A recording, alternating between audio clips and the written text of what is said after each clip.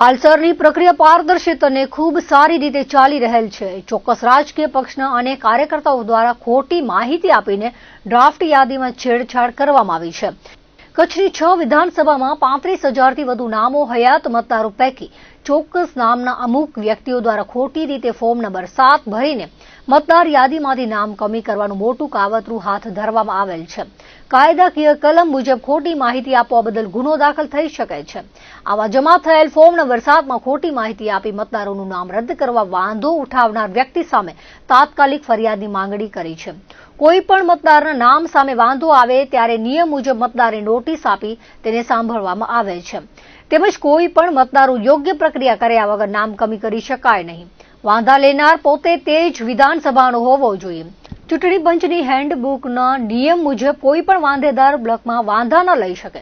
છેલ્લા દિવસ 17મી જાન્યુઆરીના બ્લોકમાં વાંધા અરજીઓ કોણ આપવા આવ્યું હતું તેના સીસીટીવી ફૂટેજ લેવામાં આવે અને ગુનો નોંધવામાં આવે તેવી માંગ કરી છે.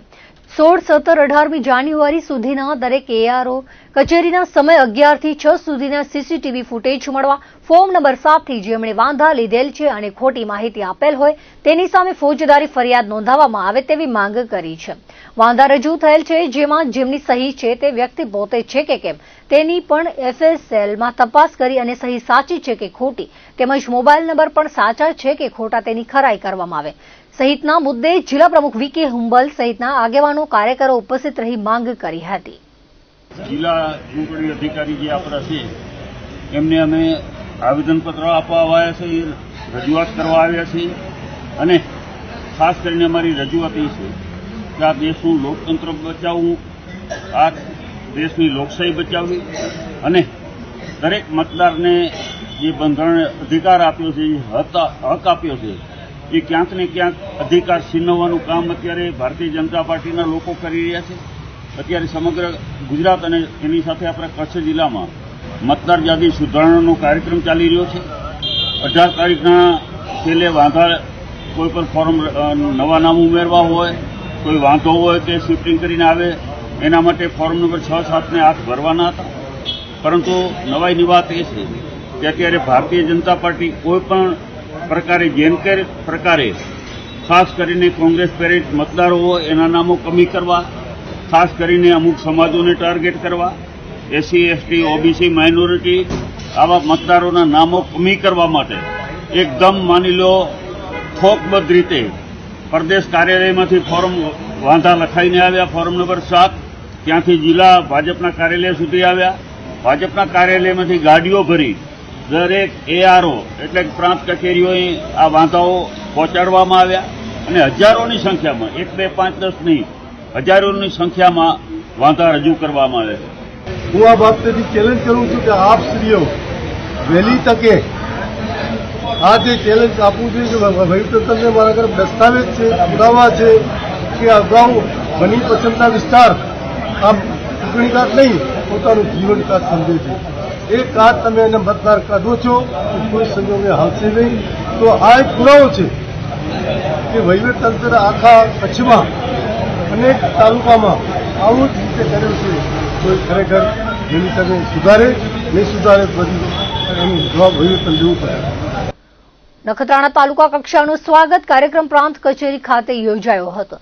નાયબ કલેક્ટર ઉત્કર્ષ ઉજ્જવલના પ્રમુખસ્થાને યોજાયેલ હતો, જેમાં મામલતદાર પાર્થભાઈ જોશી અરજદારો અધિકારીઓને આવકારી સ્વાગતમાં 7 પ્રશ્નો આવ્યા છે તેની જાણકારી આપી હતી. કાર્યક્રમમાં વિથોણ ગામે ગામતળ ગૌચર જમીન દબાણ દૂર કરવા, રસલિયા ગામે સીસી રોડમાં ભ્રષ્ટાચાર, ઉગેડીના અર્જુન હિરજી પટેલ માલિકીની જમીન પર ગ્રામ પંચાયત ગેરકાયદેસર જમીનનું કરેલ દબાણ, આંગણવાડી કાટમાળને તોડી પાડવા થયેલા આદેશ મુજબ તેને ખસેડીને જમીન કબજો મૂળ માલિકને સુપરત કરવા ખોટો વિલંબ થાય છે. કોટડા જડોદર ગામે માલિકીની મિલકત આગળ ભાગે દબાણ કરવા બાબત, વિગોડી ગામે પંચાયત ગામતળ પડતર ખરાબાની જમીન ઉપયોગી જમીન પ્લોટો જગ્યા ફાળવણીમાં ગ્રામ પંચાયતના ખોટા વિલંબ, સાંગનારા ગામે જાહેર રસ્તા પર દબાણ કરી રસ્તો બંધ થયેલ છે. જડોદર કોટડામાં આવેલ ગૌચર અને સરકારી પડતર જમીન ગેરકાયદેસર બાંધકામ કરી તથા ખેતી કરીને દબાણ કરવા બાબત સહિતના પ્રશ્નો મુકાયા હતા. તમામ પ્રશ્નો તાકીદ નિરાકરણ લાવવા પ્રાંત અધિકારીએ સૂચના આપી હતી. બેઠકમાં તાલુકા વિકાસ અધિકારી દીક્ષિતભાઈ ઠક્કર, આરવી સોની, દીપક સિંધલ, તલાટીઓ, અરજદારો, અધિકારીઓ ઉપસ્થિત રહ્યા હતા. એનસીસી ગ્રુપ જામનગરના આર્મી તથા નેવીના 594 કેડેટ્સ માંડવી ખાતે રાજ્ય કક્ષાના સંયુક્ત વાર્ષિક કેમ્પનું આયોજન કરવામાં આવ્યું છે. 36 ગુજરાત બટાલિયન એનસીસી ભુજ દ્વારા આયોજિત પેરાસેલિંગ તાલીમમાં ભાગ લઈ રહ્યા છે. કેડેટ્સમાં નેતૃત્વ, ટીમ વર્ક, શારીરિક તંદુરસ્તી અને માનસિક સ્થિતિ સ્થાપકતાને પ્રોત્સાહન આપવાના ભાગરૂપે તાલીમનું આયોજન કરાયું છે. ટ્રેનર્સની નિષ્ણાત દેખરેખ હેઠળ કેડેટ્સને પેરાસેલિંગના મૂળભૂત સિદ્ધાંતોનો પરિચય કરાવવામાં આવી રહ્યો છે, જેમાં સલામતીના પગલાં, પેરાસેલિંગના સાધનોનું સંચાલન અને હવાઈ નેવિગેશનનો સમાવેશ થાય છે. સાહસિક અનુભવે કેડેટ્સને ડરને દૂર કરવા, તેમની મર્યાદાઓનું પરીક્ષણ કરવા અને માંડવીના દરિયા કિનારા ઉપર ઉડાન ભરી આત્મવિશ્વાસ વધારવાની અમૂલ્ય તકો આપી છે. પેરાસેલિંગ તાલીમ રોમાંચક અને લાભદાયી અનુભવ સાબિત થઈ રહ્યો છે, જેનાથી કેડેટ્સના આત્મવિશ્વાસ, હિંમત અને અનુકૂલન ક્ષમતા નોંધપાત્ર વધી છે. આવી સાહસિક પ્રવૃત્તિઓ એનસીસી તાલીમનો એક વિભિન્ન ભાગ છે, જેનો ઉદ્દેશ્ય લશ્કરી અને નાગરિક જીવન બંને માટે જરૂરી આત્મનિર્ભરતા, શિસ્ત અને નેતૃત્વના ગુણોને પ્રોત્સાહન આપવાનો છે. જામનગર એનસીસી ગ્રુપ હેડક્વાર્ટર્સના ગ્રુપ કમાન્ડર બ્રિગેડિયર પી શશીએ જણાવ્યું હતું કે યુવા કેડેટ્સે અસાધારણ હિંમત અને શિસ્તનું પ્રદર્શન કર્યું છે. પેરાસેલિંગ એ માત્ર એક સાહસિક રમત નથી, પરંતુ નેતૃત્વ, નિર્ણય લેવાની ક્ષમતા અને ભયને દૂર કરવા માટે પ્લેટફોર્મ છે. કેડેટ્સના સર્વાંગી વિકાસ સુનિશ્ચિત કરવા માટે એનસીસી આવી રોમાંચક તકો ઉપલબ્ધ કરાવવા પ્રતિબદ્ધ છે. બ્રિગેડિયર પી શશીએ કેમ્પમાં પરેડ નિરીક્ષણ કરી ગાર્ડ ઓફ ઓનરની સલામી ઝીલી હતી. વિવિધ ક્ષેત્રમાં સિદ્ધિ મેળવનાર કેડેટ્સને મેડલ્સથી સન્માનિત કરાયા હતા. પેરાસેલિંગમાં 30 વર્ષનો બહોળો અનુભવ ધરાવનાર ભારતીય વાયુસેનાના વરિષ્ઠ અધિકારી ગ્રુપ કેપ્ટન એનએસ શોકીનના નિષ્ણાત માર્ગદર્શન હેઠળ કેમ્પમાં કેડેટ્સ પેરાસેલિંગની રોમાંચક તાલીમ લઈ રહ્યા છે. કેમ્પમાં યુદ્ધ દરમિયાન માહિતીનું આદાન પ્રદાન, ડ્રોનનું લોકેશન સ્પોટિંગ, ઓપરેટિંગ, દેશની સુરક્ષા જાળવવા, સચેત નાગરિક તરીકેની ફરજો, નાગરિક સંરક્ષણ, પ્રાથમિક સારવાર વગેરેની ખૂબ ઉપયોગી તાલીમ પણ કેડેટ્સને આપવામાં આવી રહી છે. ભુજના કમાન્ડિંગ ઓફિસર કર્નલ વિકાસ પ્રભાકરના માર્ગદર્શનમાં એનસીસી ઓફિસર્સ તથા પીઆઈ સ્ટાફ જહેમત ઉઠાવી રહ્યા છે. રાપરમાં રખડતા આંખલાઓના લીધે 4 જેટલા લોકોના મોત થયા છે. અનેક લોકો ઘાયલ થયા હતા. લોકોની રજૂઆતના લીધે નગરપાલિકા દ્વારા રખડતા ઢોર અને આંખલાઓને પકડવાની કામગીરી હાથ ધરાઈ છે. છેલ્લા પખવાડિયામાં રાત્રિ દરમિયાન પકડવાની કામગીરી નગરપાલિકાના પ્રમુખ અને ચીફ ઓફિસર તરુણદાન ગઢવીના વડપણ હેઠળ ટીમ દ્વારા શહેરના સલારી નાકા, ભૂતિયા કોઠા રોડ, માંડવી ચોક, માલી ચોક, અયોધ્યાપુરી, પ્રાગપર ચોકડી, એસટી બસ સ્ટેન્ડ રોડ સહિતના વિસ્તારમાં કામગીરી કરવામાં આવી છે. પાલિકાના પ્રમુખ ચાંદભાઈ બિંડેએ જણાવ્યું હતું કે રખડતા આંખલાઓ કે જે 250 જેટલા છે, જેમને રાપર, ત્રંબો, સુવઈ, ફતેગઢ, પલાસવા, ગાગોદર, પદમપર સહિતની પાંજરાપોળ અને ગૌશાળામાં મોકલી આપવામાં આવ્યા છે. ગૌશાળા અને પાંજરાપોળમાં મૂકવામાં આવેલ રખડતા ઢોરો અને આંખલાઓ શહેરમાં પરત ન આવી જાય તે માટે સંચાલકોને સ્પષ્ટ સૂચનાઓ આપવામાં આવી છે. રખડતા આંખલાઓ અને ઢોરોને પકડવાની કામગીરી ચાલુ રહી છે. ઉપરાંત જાહેરમાં કચરો અને ઘાસચારો નાખતા વેપારીઓ તેમજ લોકોને જાહેરમાં ઘાસચારો ન નાખવા સૂચના અપાઈ છે અને જો પકડાઈ જશે તો કાર્યવાહી કરવામાં આવશે તેવું જણાવ્યું છે. રાપરના કિડિયાનગરમાં મહારાણા પ્રતાપની પ્રતિમાનું અનાવરણ કરાયું હતું. રાજ્ય યુવા ગ્રુપ તેમજ સમસ્ત કિડિયાનગર ગ્રામજનો દ્વારા જોગ ચોકમાં મહારાણા પ્રતાપની વિરાટ પ્રતિમાનું અનાવરણ કરવામાં આવ્યું હતું. આ પ્રસંગે જોગ ચોકનું નામ બદલીને મહારાણા પ્રતાપ રાખવામાં આવ્યું હતું. મહારાણા પ્રતાપની પ્રતિમા દેશભક્તિ અને શૌર્યના પ્રતીક તરીકે સ્થાપિત કરવામાં આવી છે. કાર્યક્રમમાં સંતો, મહંતો, વિવિધ સમાજના આગેવાનો તેમજ ગ્રામજનો મોટી સંખ્યામાં ઉપસ્થિત રહ્યા હતા.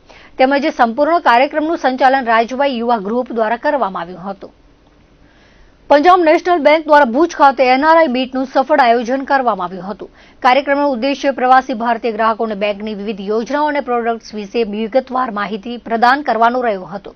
કાર્યક્રમ દરમિયાન પંજાબ નેશનલ બેંકની તમામ મહત્વપૂર્ણ બેન્કિંગ યોજનાઓ, એનઆરઆઈ ખાતાઓ, થાપણ યોજનાઓ, લોન પ્રોડક્ટ્સ, ડિજિટલ બેન્કિંગ સુવિધાઓ તેમજ રોકાણ સંબંધિત વિકલ્પોની માહિતી એનઆરઆઈ સાથીઓને આપવામાં આવી હતી. મહેમાનોએ બેંકની સેવાઓ પ્રત્યે વિશેષ રસ દર્શાવ્યો અને બેંક અધિકારીઓ સાથે સાર્થક સંવાદ કર્યો હતો. મંડળ પ્રબંધક શિવકુમાર શ્રીવાસ્તવજીએ ઉપસ્થિત તમામ એનઆરઆઈ સાથીઓ સાથે મુલાકાત કરી અને સૌહાર્દપૂર્ણ ચર્ચા કરી હતી. તેમણે બેંક દ્વારા પૂરી પાડવામાં આવતી વિશ્વસનીય અને ગ્રાહક કેન્દ્રિત સેવાઓ વિશે પ્રકાશ પાડ્યો હતો. એનઆરઆઈ ગ્રાહકોને બેંક સાથે સતત જોડાયેલા રહેવા અપીલ કરી હતી. રાજ્યભાષા અધિકારી દ્વારા કરવામાં આવ્યું હતું. સમગ્ર કાર્યક્રમનું સુચારુ સંચાલન કરીને સર્વે વક્તાઓ અને મહેમાનોનું હૃદયપૂર્વક સ્વાગત કર્યું હતું. કાર્યક્રમનું આયોજન કમલ જોશી, શાખા પ્રમુખ બાધા પર ઉસ્માન સુમરા દ્વારા કરવામાં આવ્યું હતું। એનઆરઆઈ મીટમાં ભુજ ક્ષેત્રની બધી શાખાઓના શાખા પ્રમુખો ઉપસ્થિત રહ્યા હતા અને ગ્રાહકોની વિવિધ જિજ્ઞાસાઓનું નિરાકરણ કર્યું હતું। कार्यक्रम समापन उत्तम प्रतिसाद और उत्साहपूर्ण भागीदारी साथे थयो हतो। जो हमारे एनआरआई कस्टमर्स हैं, क्लाइंटाइल बेस है, उनकी रिक्वायरमेंट्स को अंडरस्टैंड करना और अपने प्रोडक्टों को अलाइन करते हुए उनके सामने प्रस्तुत करना तथा उनके जो रिक्वायरमेंट्स है उसको फुलफिल करते हुए फर्दर इम्प्रूवमेंट्स ला करके अच्छी कस्टमर सर्विस प्रदान करना और जो उनका भी मतलब एक्सपेंशन है और देश के उन्नति के लिए जो आवश्यक है उसमें सहयोग करना। 100+ NRIs इनवाइट किए गए हैं इस मीट के अंदर and we would be interacting with all those NRIs, understanding their requirements and all facts, and so that they can bank with us and also they can expand the business. दर्शक मित्रों, आ तो अत्यार सुधीना Kutch TV समाचार। फरी मळीशुं नवा समाचारो साथे, नवी update साथे। त्यां सुधी मने रजा आपशो। नमस्कार।